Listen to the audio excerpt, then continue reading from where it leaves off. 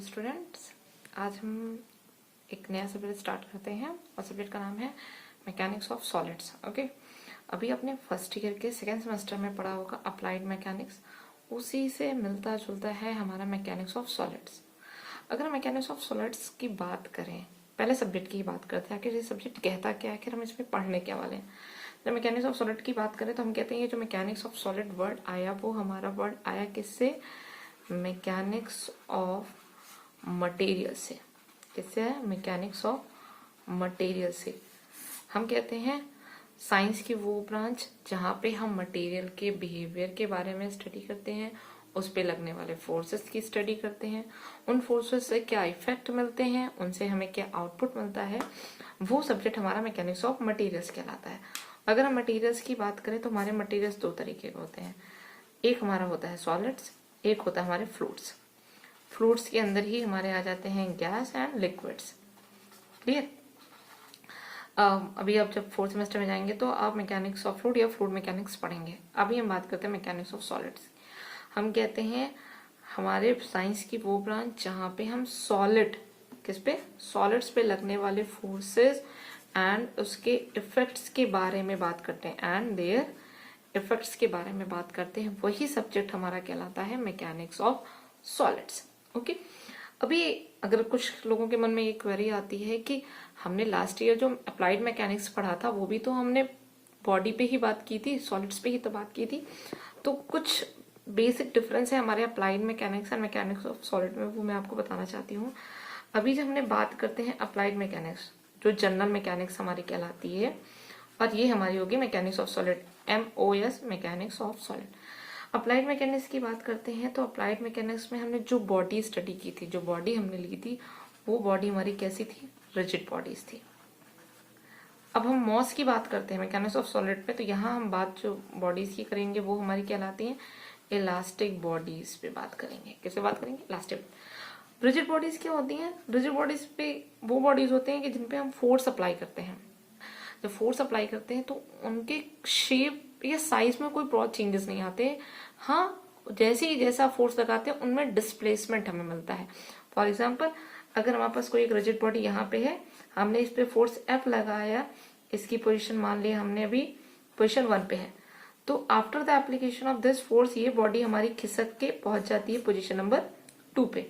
Body की shape and size में कोई चेंजेस नहीं आते हैं, बट जो हमारी बॉडी उसकी पोजीशन ए हमारी 1 से कहाँ हो जाती है? 2।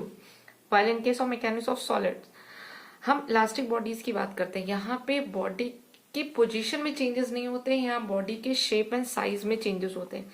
यानी हम बात करते हैं तो यहाँ पे हम कहते हैं शेप एंड साइज में चेंजेस होते हैं। शेप एंड साइज चेंज होती है, कब चेंज होती है? After the application of forces. Application of forces, कौन से फोर्सेस? External forces. अब एक और पॉइंट आता है जिसमें हम कहते हैं इन case of rigid bodies, applied mechanics की बात करते हैं रिजिड बॉडीज में, तो यहाँ बॉडीज पे जब एक्सटर्नल फोर्स अप्लाई होता है तो स्ट्रेस प्रोड्यूस होता है। क्या होता है? स्ट्रेस प्रोड्यूस्ड होता है। जबकि इलास्टिक बॉडीज की हम बात करते हैं तो यहाँ पे जब हम एक्सटर्नल फोर्स अप्लाई करते हैं बॉडी में तो स्ट्रेस एंड स्ट्रेन दोनों जनरेट होते हैं। स्ट्रेस क्या होता है? स्ट्रेस कहता है कि जब हम किसी बॉडी पे एक्सटर्नल फोर्स अप्लाई करते हैं तो बॉडी, कोई भी बॉडी होती है वो इंटरमोलिकुलर फोर्स से मिलकर बनी होती है। इंटरमोलिकुलर फोर्स मीन्स कि बॉडी छोटे छोटे एटम्स से मिलकर बनी होती है। छोटे छोटे एटम्स के बीच में आपस में कोहेसिव फोर्स होता है जो आपस में एक दूसरे को बांध के रखता है, ये हमारे इंटरनल मॉलिकुलर फोर्सेस होते हैं। तो जब आप उस बॉडी पे कोई एक्सटर्नल फोर्स अप्लाई करते हैं तो ये इंटरनल मॉलिकुलर फोर्सेस उस एक्सटर्नल फोर्स को रोकने की कोशिश करते हैं, उसको रेजिस्ट करते हैं। तो यही रेजिस्टेंस ही हमारा स्ट्रेस कहलाता है। तो चाहे रिजिड बॉडी की बात करें, चाहे हम इलास्टिक बॉडीज की बात करें, अगर आप उस बॉडी पे फोर्स लगाएंगे, दोनों बॉडीज हमारे इंटरमोलिकुलर फोर्सेस से बंधी हुई हैं, तो दोनों ही रेजिस्टेंस अप्लाई करेंगे। इसलिए कहते हैं कि rigid body and elastic body दोनों के केस में स्ट्रेस प्रोड्यूस्ड होता है। अब बात रही स्ट्रेन की, तो स्ट्रेन हमारा तब प्रोड्यूस्ड होता है जब बॉडी के शेप में चेंजेस आते हैं। फॉर एग्जाम्पल, आपने बॉडी को खींचने की कोशिश की, उसकी लंबाई इनिशियल लंबाई से थोड़ी बढ़ गई तो उसके शेप में चेंजेस आए, साइज में चेंजेस आए, तो यही जो साइज में चेंज होता है वही हमारा स्ट्रेन कहलाता है। तो अगर हम स्ट्रेस स्ट्रेन के बीच में एक ग्राफ प्लॉट करें, हमने कहा वर्टिकल पे हमने स्ट्रेस ले लिया, हॉरिजॉन्टल पे स्ट्रेन ले लिया, तो in case of rigid body की बात करते हैं, रिजिड बॉडीज की बात करते हैं, जैसे जैसे आप एक्सटर्नल फोर्स अप्लाई करेंगे उसके स्ट्रेस की वैल्यू चेंज होगी, जबकि स्ट्रेन में कोई भी चेंजेस नहीं आएंगे। अब इलास्टिक की बॉडीज की बात की, हमने कहा भैया इंटरनल रेजिस्टेंस भी आएगा, साथ ही साथ उसके शेप एंड साइज में चेंजेस भी होंगे। तो यहाँ पे स्ट्रेस एंड स्ट्रेन दोनों के बीच में एक लीनियर लाइन मिलेगी, स्ट्रेट लाइन मिलेगी, जो स्ट्रेट लाइन हमारे फोर्स एक्सटर्नल फोर्स अप्लाई करने के बाद मिलता है। ये बेसिक डिफरेंस हो गया हमारे अप्लाइड मैकेनिक्स या जनरल मैकेनिक्स और मैकेनिक्स ऑफ सॉलिड। अब आपको क्लियर हो गया कि आपको पूरे मैकेनिक्स ऑफ सॉलिड में बॉडी के शेप एंड साइज के बारे में बात करनी है। यहाँ पे हम कभी भी डिस्प्लेसमेंट की बात नहीं करेंगे। क्लियर होगी। अब मैकेनिक्स ऑफ सॉलिड की बात करें तो भी सबसे बेसिक टॉपिक से चलते हैं, जिसके बारे में आपने पढ़ रखा है फर्स्ट सेमेस्टर में भी, बेसिक नॉलेज उसके बारे में होती है, वो हमारा आता है, कहलाता है बीम। अभी ये तो टॉपिक्स हैं जो आपके सिलेबस में कवर करने हैं, वो अपने सिलेबस से देख सकते हैं। अब बीम की बात करते हैं। बीम क्या होता है? हम कहते हैं बीम हमारा स्ट्रक्चरल मेंबर होता है। स्ट्रक्चरल मेंबर जो हमारे किसी स्ट्रक्चर को बनाने में काम आता है वो हमारा स्ट्रक्चरल मेंबर कहलाता है। बीम ऑलवेज आप लोगों ने अपने घर की छतों पे देखी होंगी, पड़ती हैं छतों को मजबूत कराने के लिए। तो इसलिए पहली लाइन मैंने रखी है कि beam is a structural member. Beam हमारा स्ट्रक्चरल मेंबर होता है। सभी स्ट्रक्चर मेंबर होते हैं। अगर कोई भी आप कोई बिल्डिंग बनाते हो तो वहां सभी स्ट्रक्चर कहलाएंगे, बट बीम किसे बोलेंगे? तो हम कहते हैं बीम हमारा वो स्ट्रक्चर मेंबर होता है जिसकी लॉन्गिट्यूडनल डायमेंशन बहुत ज्यादा होती है as compare to other two dimension. जैसे मैंने एक डायग्राम प्लॉट कर दिया, हमने इस डायग्राम में एक स्ट्रेट लाइन बनाई है, तो हमने ये अगर इस डायमेंशन की बात करें तो हमने कहा ये मान लीजिए इसकी लंबाई है, इसकी कुछ चौड़ाई होगी, इसकी कुछ ऊंचाई। चौड़ाई और ऊंचाई मैंने नहीं दिखाई, हम ये मान के चलते हैं कि लंबाई के कंपैरिजन में इसकी चौड़ाई और ऊंचाई बहुत कम है, नेग्लिजिबल है। तो क्या हो गया, इसकी लॉन्गिट्यूडनल डायमेंशन बहुत ज्यादा हो गई in comparison to other two dimensions. तो इस मेंबर को हम क्या बोल देंगे? बीम। तो बीम को एक सिंपल लैंग्वेज में क्या बोला? बीम वो हमारा स्ट्रक्चरल मेंबर हो गया जिसकी लॉन्गिट्यूडनल डायमेंशन बहुत ज्यादा होती है as compare to other two dimensions. Clear? ये जो बीम्स होती हैं इन पे बीम्स पे ऑलवेज लोड अप्लाई होते हैं, फोर्स नहीं अप्लाई होते हैं। फोर्स ऑलवेज डिस्प्लेसमेंट देते हैं, चेंज इन पोजीशन देते हैं। लोड हमारे शेप एंड साइज में चेंजेस लाने की कोशिश करते हैं। हमने बोला मैकेनिक्स ऑफ सॉलिड की बात करें तो ऑलवेज हम यहाँ पे शेप एंड साइज की बात करेंगे, तो हम लोड की बात करेंगे। तो जो बीम होती है, बीम पे ऑलवेज इसके लेंथ के अलोंग लोड्स अप्लाई होते हैं। जैसे ये हमारी लेंथ होगी, इस लेंथ के अलोंग हम लोड को अप्लाई करते हैं। लिखा है मैंने, the beam is supported along its length and is acted upon by a system of loads at right angle to its axis। कहते हैं इसके लेंथ के अलोंग लोड सप्लाई होते हैं और ये जो लोड होते हैं वो उसके एक्सिस के क्या होते हैं? परपेंडिकुलर 90 डिग्री बनाते हैं। इसे ही हम बीम बोलते हैं। अगर अब हम बात करें कितने टाइप्स के बीम्स होते हैं, तो बीम्स को हम दो पार्ट में कैटेगराइज करते हैं। एक हमारी कहलाती है स्टैटिकली डिटर्मिनेट बीम, एक कहलाती है स्टैटिकली इनडिटर्मिनेट बीम। ये जो स्टैटिकली डिटर्मिनेट और इनडिटर्मिनेट का कॉन्सेप्ट आया वो हमारे बेसिक मैकेनिक्स के कॉन्सेप्ट से आया। बेसिक मैकेनिक्स के कॉन्सेप्ट ने क्या बोला हमसे? बेसिक मैकेनिक्स ने हमसे ये बोला कि हमारे पास किसी भी प्रॉब्लम को सॉल्व करने के लिए, जब कोई भी बॉडी पे फोर्स अप्लाई होता है तो सॉल्व करने के लिए तीन इक्वेशंस होती हैं, बेसिक तीन इक्वेशंस होती हैं, जो हमारी कहलाती हैं कि summations of all horizontal forces is equal to 0, summation of all vertical forces equal to 0, summations of all moment or couple acted on that particular body is equal to 0। तो statically determinate beam क्या कहलाती है? Statically determinate beam वो beam होती है जो इन तीन basic equation से सॉल्व हो सकती है। लिखा मैंने, the beams which can be determinate by static equations known as statically determinate beam. तो जो भी बीम में अननोन्स होंगे, अगर उस बीम के अननोन्स इन तीन बेसिक इक्वेशन से निकल जाते हैं तो वही हमारी स्टैटिकली डिटर्मिनेट बीम कहलाती है। अब तीन इक्वेशन है तो ऑब्वियस सी बात है कितने अननोन्स को सॉल्व करेगी? तीन अननोन्स को। तो अगर आपके नंबर ऑफ अननोन 3 है या 3 के बराबर है या 3 से कम है, तब आप उस बीम को स्टैटिकली डिटर्मिनेट बीम्स बोलते हैं। अब स्टैटिकली इनडिटरमिनेट बीम कौन सी हो जाएंगी? स्टैटिकली इनडिटरमिनेट बीम वो बीम्स हो जाएंगी जो इन 3 इक्वेशन से सॉल्व ना हो पाए। 3 इक्वेशन सॉल्व ना हो पाए मतलब जो नंबर ऑफ अननोन्स हो वो क्या हो? 3 से ज्यादा हो। अगर 3 होंगे तो तीनों इक्वेशन लगा के सॉल्व कर सकते हैं। अगर 3 से ज्यादा हुए तो हमें और इक्वेशंस की जरूरत पड़ेगी जो हमारे पास अवेलेबल नहीं है। इसलिए स्टैटिकली इनडिटरमिनेट बीम्स वो बीम्स कहलाएं जो हमारे इन 3 बेसिक इक्वेशन से सॉल्व नहीं हो पाएंगे। अब स्टैटिकली डिटरमिनेट बीम और इनडिटरमिनेट बीम को फिर फर्दर कैटेगराइज किया हम लोगों ने। जैसे स्टैटिकली डिटरमिनेट बीम की बात की तो स्टैटिकली डिटरमिनेट बीम में पहली बीम आती है simply supported beam. Simply supported beam क्या होती है? हम कहते हैं सिंपली सपोर्टेड बीम वो बीम्स होती हैं जिनके दोनों एंड, कोई भी एक बीम होगी तो ऑब्वियस सी बात है उसके 2 एंड होंगे, एक फर्स्ट एंड एक सेकेंड एंड, दोनों एंड सपोर्ट्स पे रखे हों, 2 सपोर्ट्स पे रखे हों तो वो बीम हमारी सिंपली सपोर्टेड बीम कहलाती है। जैसे मैंने यहाँ पे एक डायग्राम प्लॉट किया है, हमने कहा यहाँ बीम है, इसके दोनों एंड पे हमने क्या लगा रखे हैं? सपोर्ट्स लगा रखे हैं। यही बीम हमारी कहलाती है simply supported beam.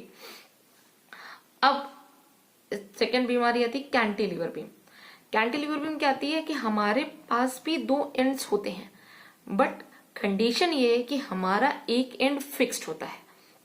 Means if you have a beam like this, आपका एक ये एंड हो गया, एक ये एंड हो गया, दूसरा एंड आपने एक एंड को फिक्स्ड कर दिया। तो जब एक एंड फिक्स्ड हो जाए और दूसरा एंड फ्री हो वो बीम हमारी कैंटिलीवर बीम कहलाती है। जैसे मैंने यहाँ डायग्राम प्लॉट किया है, ये मैंने फिक्स्ड एंड दिखाया, ये मैंने फ्री एंड दिखाया। अब नेक्स्ट आता है ओवरहैंगिंग बीम। ओवरहैंगिंग बीम की बात करते हैं तो ओवरहैंगिंग बीम क्या कहती है कि हमारे पास भी 2 एंड होते हैं बट ओवरहैंगिंग के केस में एंड सपोर्टेड हो ये जरूरी नहीं, चाहे एक एंड हो चाहे दोनों एंड। जैसे फॉर एग्जांपल पहले डायग्राम मैंने प्लॉट के दिखाया, पहले डायग्राम में फर्स्ट एंड को तो मैंने सपोर्टेड दिखाया बट लास्ट एंड हमारा सपोर्टेड नहीं है। दूसरे डायग्राम में हमने क्या दिखाया है कि दोनों एंड हमारे सपोर्टेड नहीं है, फ्री है। तो जब कहीं ऐसे केसेस मिलते हैं जहां पे एक एंड या दोनों एंड सपोर्ट के बियॉन्ड हो, सपोर्ट के बाहर हो, वो बीम हमारी ओवरहैंगिंग बीम कहलाती है। ये बीम हमारी स्टैटिकली डिटरमिनेट बीम कहलाती है। क्यों? क्योंकि हम इनको सिंपल इक्वेशंस के थ्रू, बेसिक इक्वेशंस के थ्रू सॉल्व कर सकते हैं, इसीलिए ये हमारी कहलाती हैं स्टैटिकली डिटरमिनेट बीम्स।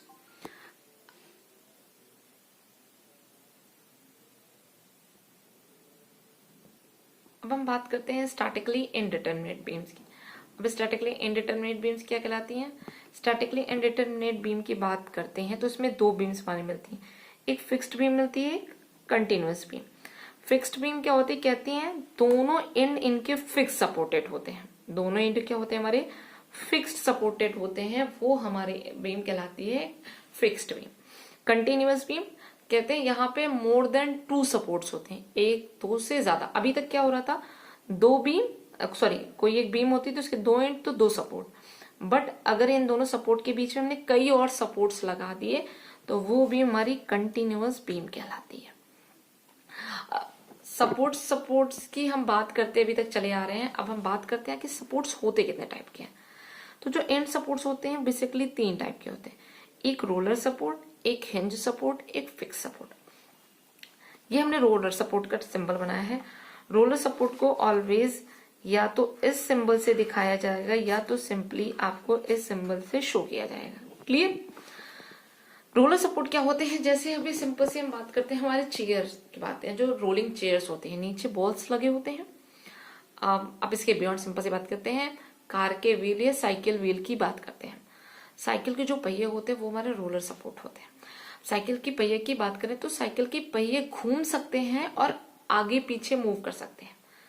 तो अब आगे पीछे मूव कर सकते हैं और घूम सकते हैं, बट वर्टिकल डायरेक्शन में अगर हम बात करें तो वहां पे कोई भी मोशन नहीं मिल पाता। वहां पे कोई मोशन क्यों नहीं मिल पाता? क्यों? क्योंकि वहां पे हमें एक वर्टिकल रिएक्शन मिलता है, एक वर्टिकल रिएक्शन मिलता है जो उस मोशन को रोकने की कोशिश करता है। तो इसलिए इन case of roller support always हमें वर्टिकल डायरेक्शन में रिएक्शन मिलता है, जो मैंने यहाँ पे दिखाया है। बात करते हैं हिंज सपोर्ट की। हिंज सपोर्ट का सबसे बेसिक एग्जांपल हमारे घर के दरवाजे होते हैं। दरवाजे क्या होते हैं, हमारे हिंज सपोर्टेड होते हैं। दरवाजों की बात करें तो दरवाजे हमारे घूम सकते हैं, बट ना वो आगे आ सकते हैं एक्स डायरेक्शन में, ना ऊपर जा सकते हैं वाई डायरेक्शन में। क्लियर? तो एक्स एंड वाई डायरेक्शन में क्यों नहीं जा पाते हैं? क्यों? क्योंकि एक्स एंड वाई डायरेक्शन में एक रिएक्शन हमें मिलते हैं जो उन दोनों डायरेक्शन में मोशंस को अपोज करते हैं। तो in case of hinge support always हमें दो डायरेक्शन में मोशन मिलते हैं, एक एक्स डायरेक्शन में, एक वाई डायरेक्शन में। Now come to movement. जब हम फिक्स्ड बीम की बात कर रहे हैं, तो in case of fixed beam और in you can say in fixed support, this is not fixed beam, this is fixed supports. Okay, अब जब फिक्स सपोर्ट की बात करते हैं, किसी चीज को हमने फिक्स कर दिया, fix means no horizontal movement, no vertical movement, ना ही कोई मूव। तो जब हम फिक्स सपोर्ट की बात करते हैं तो हम कहते हैं ना हॉरिजॉन्टल डायरेक्शन में मूवमेंट हो पा रहा है, ना वर्टिकल डायरेक्शन में मूवमेंट हो पा रहा है, ना ही वो अपने एक्सिस के अबाउट घूम पा रहा है। तो ये तभी पॉसिबल है जब तीनों डायरेक्शन में उसे रिएक्शन मिले। रिएक्शन मीन्स आपने तीनों डायरेक्शन में फोर्स लगाया, एक्शन किया, तो उसके जस्ट अपोजिट एक रिएक्शन आया जो आपके इन फोर्स को अपोज किया और कोई भी मोशन को पॉसिबल नहीं होने दिया। तो जहां पर भी फिक्स सपोर्ट मिलेंगे वहां हमें तीन मोशंस मिलते हैं, तीन रिएक्शंस मिलते हैं, एक एक्स डायरेक्शन में, एक वाई डायरेक्शन में, एक मूवमेंट में। क्लियर? तो ये होगी सपोर्ट्स की। अब सपोर्ट्स की बात करने उसके बाद हमने बोला था कि बीम्स जो होती हैं वो ऑलवेज उस पर लोड्स एक्ट करते हैं। तो अब ये भी बात कर लेते हैं आखिर लोड कितने टाइप के होते हैं। तो जब लोड की बात करते हैं तो लोड में सबसे पहले रेटेड लोड को हम पॉइंट लोड भी कहते हैं। ये लोड हमारे किसी एक बीम के किसी एक पर्टिकुलर पॉइंट पे काम करता है, वही लोड हमारा पॉइंट लोड कहलाता है। जैसे हमने यहाँ पे दिखाया है, एक पर्टिकुलर पॉइंट हमने ए ले लिया है, उस पॉइंट पे लोड लगाया जिसको हमने पॉइंट लोड बोला। दूसरा हमारा यूनिफॉर्मली डिस्ट्रीब्यूटेड लोड कहलाता है। यूनिफॉर्मली डिस्ट्रीब्यूटेड लोड कहता है कि हम बीम की एक छोटी सी लंबाई पे या बीम की पूरी लंबाई पे यूनिफॉर्मली वेरी करते हैं, यानी एक पॉइंट से दूसरे पॉइंट तक हम बराबर तरीके से बटे हुए होते हैं, वो हमारा लोड यूडीएल कहलाता है, वो यूनिफॉर्मली डिस्ट्रीब्यूटेड लोड कहलाता है। यूनिफॉर्मली डिस्ट्रीब्यूटेड लोड को ऑलवेज हम न्यूटन पर मीटर में एक्सप्रेस करते हैं। ये हमारे यूडीएल का सिंबल है। हमने कहा ये हमारी लंबाई एल है, इस पूरे लंबाई पे हमारा लोड स्मॉल डब्ल्यू न्यूटन पर मीटर फैला हुआ है।